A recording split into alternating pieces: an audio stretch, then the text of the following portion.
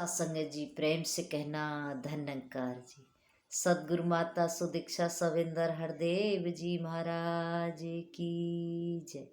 सत्संग जी कहते हैं एक पिता एकस के बालक। सत्संगत हम सभी एक प्रभु परमात्मा की संतान हैं। सत्संगत दासी अवतार वाणी पढ़ रही थी, उसमें लिखा था सत्संग जी एक सोना होता है, चाहे सत्संगत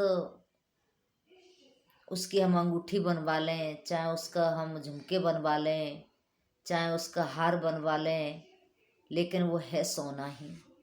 सत्संगत वो हमारे तन की शोभा बनता है और वो हमें शोभावान बनाता है, लेकिन सबको फिर से तुड़वा के गलवा के बनवाए तो फिर से वो सोना ही बन जाता है। इसी प्रकार से सत्संगत इंसान होता है कि हम सत्संगत सब एक प्रभु परमात्मा की संतान हैं।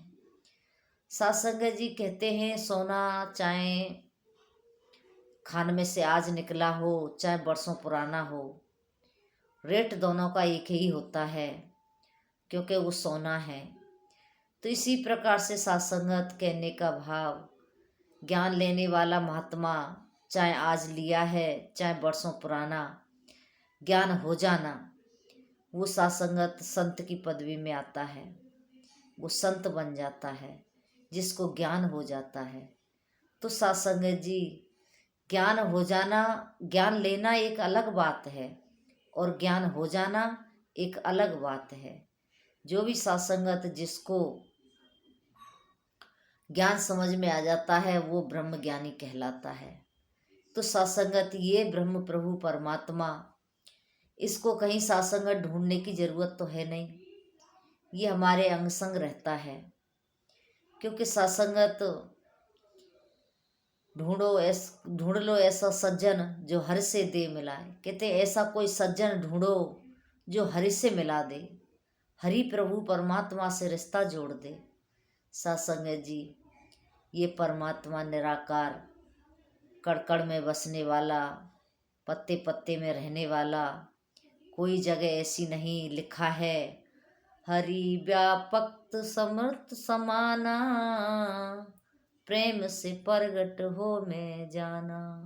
हरि व्यापक समर्थ समाना, सारे संसार में समान रूप से समाया हुआ है। कोई ऐसी जगह नहीं है जहाँ परमात्मा का वास नहीं है। परमात्मा हर जगह मौजूद है सत्संग जी। इसीलिए सत्संगत इसे तो ढूंढने की जरूरत है नहीं, लेकिन कह रहे हैं जो प्रेम से इसको प्राप्त कर सकता है। अब प्रेम करेगा तभी तो सद्गुरु की शरण में जाएगा, तभी तो सत्संगत इस ब्रह्म को प्राप्त करेगा। सत्संगत जी प्रेम ही करना बड़ा मुश्किल है।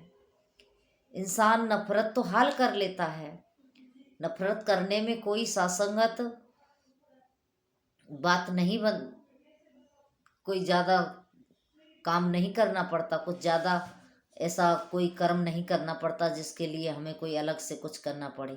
नफरत तो सहज में ही हो जाती है, लेकिन प्रेम करना बड़ा कठिन कार्य है।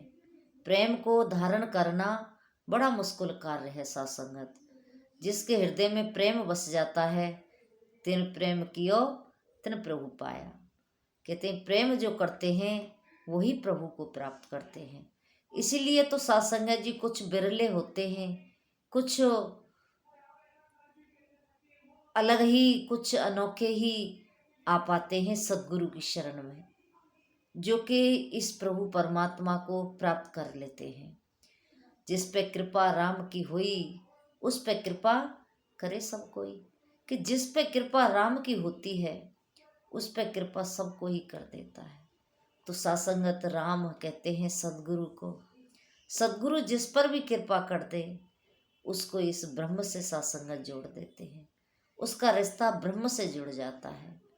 तो कृपा करो सत्संगत, हमने भी सद्गुरु की शरण में जाकर के इस ब्रह्म को जानना है। इसको जान करके सत्संगत हमें एक होना है। कहते हैं सत्संगत हिंदू मुस्लिम सिख ईसाई एक ही रब के बंदे हैं, सब एक ही रब प्रभु परमात्मा के बंदे हैं। कोई ना चंगा है ना कोई मंदा है, सब इस प्रभु परमात्मा की संतान है। हमने सबसे प्यार करना है, सबके साथ मिलजुल के रहना है। तो सत्संगत ये समझ जब आती है, एक पिता एक के बालक, तो जब समझ में आती है, जब हम सदगुरु की शरण में जाते हैं और ज्ञान लेकर के फिर हम बराबर सत्संग करते हैं। बिन सत्संग विवेक न होई, राम कृपा बिन सुलभ न सोई। कहते हैं बिना सत्संग के विवेक नहीं होता। विवेक तब होता है जब हम सत्संग बराबर करते हैं। एक बार कोई महंत संत के पास महात्मा आए, पूछने लगे, बाबा जी क्या सत्संग में आना रोज जरूरी है? क्योंकि रोज वही बातें तो होती हैं।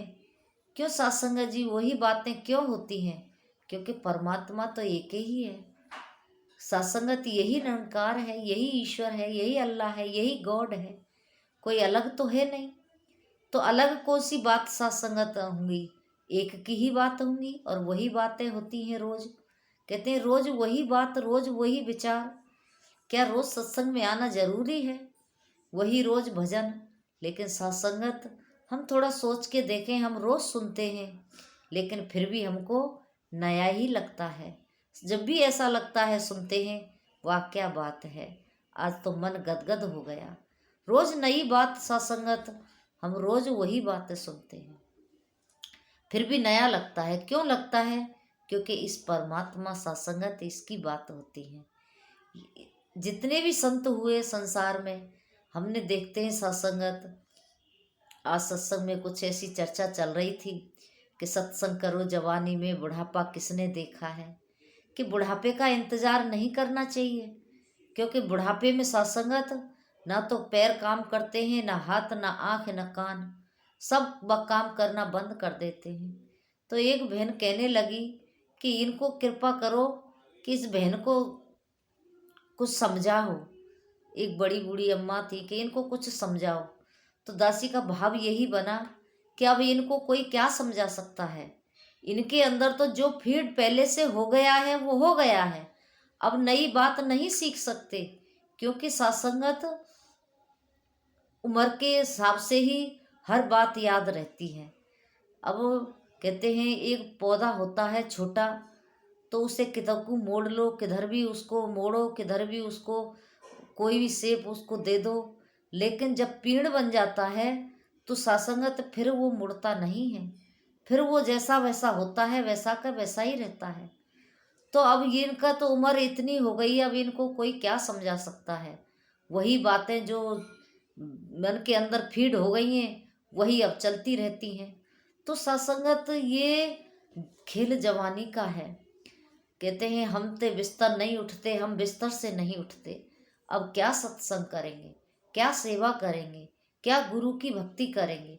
नहीं हो सकती सत्संगत। हम देखें, बात चल रही थी कि देखें हम सबरी को, सबरी ने कब गुरु के चरणों में आई? गुरु सबरी की जब शादी हो रही थी तब की वो गुरु के चरणों में आई। जवानी में उसने खूब सत्संग किया, खूब सेवा की, तब उसने जाकर के उस भक्त की पदवी को प्राप्त किया। मीराबाई को देखें, बचपन से ही सत्संगत, वो बचपन से ही भक्ति में जुट गई, बचपन से ही इस परमात्मा की भक्ति की। जब रविदास जी के चरणों में गई तब उनको प्राप्त हुआ इसकी ज्ञान, तब ये परमात्मा प्राप्त हुआ। तो सत्संगत हम उधर प्रहलाद भगत को देखें, बचपन में ही सत्संगत उन्होंने इस परमात्मा का ज्ञान ले लिया, परमात्मा की जानकारी कर ली। क्योंकि सत्संगत उनकी माता नारद जी के आश्रम में रहे तो वहाँ पे उन्होंने अनेकों कथाएं, अनेकों सत्संग सुने। तो बचपन से ही प्रहलाद भगत उस तरह से सत्संगत, वो भक्ति में उनका मन लगा हुआ था। तो कृपा करो सत्संगत, ये तो खेल जवानी के हैं। हम देखते हैं उधर सुदामा को देखें सत्संगत, उन्होंने भी जवानी से ही भक्ति की, जवानी से सत्संग किया, जवानी से ही उन्होंने परमात्मा की बंदगी की। बचपन से ही मित्र बन गए एक दूसरे के, कृष्ण के और सुदामा। सत्संगत जब गुरु आश्रम में रहते थे तभी से मित्र बन गए। तो सत्संगत इसीलिए तो महात्मा कहते हैं सत्संग करो जवानी में, बुढ़ापा किसने देखा है। कि खेल जवानी का है। तो सत्संगत हमने जीते जी सत्संगत और हाथ पांव चलते हुए हमने इस परमात्मा को प्राप्त करना है, इस भक्ति को प्राप्त करना है। आओ सासंगत, जो काम सबसे जरूरी होता है उसी काम को पीछे के लिए छोड़ देते हैं कि पीछे बाद में करेंगे, बाद में करेंगे सत्संग। अब क्या सत्संग करेंगे, अब घुटने चलते नहीं है, पैर चलते नहीं है, कहाँ सत्संग जा पाएंगे सासंगत जी। ये तो सासंगत जी जवानी का खेल है। हमने जवान करो सत्संग करो जवानी में, बुढ़ापा किसने देखा है। क्या पता है सासंगत हमारी जिंदगी कितनी है, बुढ़ापे तक जाएगी या नहीं जाएगी। कहते हैं हर श्वास पे मौत है, फिर भी बंदा बेहोश है। कि फिर भी बेहोश घूम रहा है कि तेरी हर श्वास पे मौत है, कि तेरा श्वास निकल जाए और अंदर ना आए तो बस मौत हो जाएगी। तो कृपा करो सासंगत जी, हमने इस प्रभु परमात्मा की बंदगी करनी है, सेवा सुमरन सत्संग करते हुए अपने जीवन को सासंगत उस रास्ते पर डालना है जो एक भक्त वाला होता है। तो कृपा करो सासंगत, वही बात कि भक्त सिर्फ भक्त होते हैं। भक्त और भगवान का रिश्ता बड़ा पवित्र होता है सासंगत जी, ये सहज में ही सुंदर बन जाता है। तो दासी ऐसी अरदास करती है, और कोई शब्दों में गलती हो गई हो तो दासी को बख्श लेना, माफ़ कर देना सासंगत जी। जो अच्छी लगे उसको अपने कर्म में लेकर के, अपने जीवन में लेकर के, और सासंगत सेवा सुमरन सत्संग के साथ जुड़े रहना। ऐसी अरदास प्रार्थना। पानी भरे पनिहारियाँ, रंग बिरंग घड़े, भरया उसका जानिए जिसकी तोड़ चढ़े। सासंगत पानी उसी का भरा हुआ माना जाता है जिसका भर के घर में आ जाता है और इस्तेमाल होता है। तो सासंगत फिर वो बात बन जाती है। तो हमारा भी जीवन सदगुरु के चरणों में अंतिम श्वासों तक सासंगत जी लग जाए, ऐसी अरदास प्रार्थना है। आप जी के चरणों में हमेशा सेवा सुमरन सत्संग करते रहें, ऐसी अरदास प्रार्थना। प्रेम से कहना, धन्यकार जी।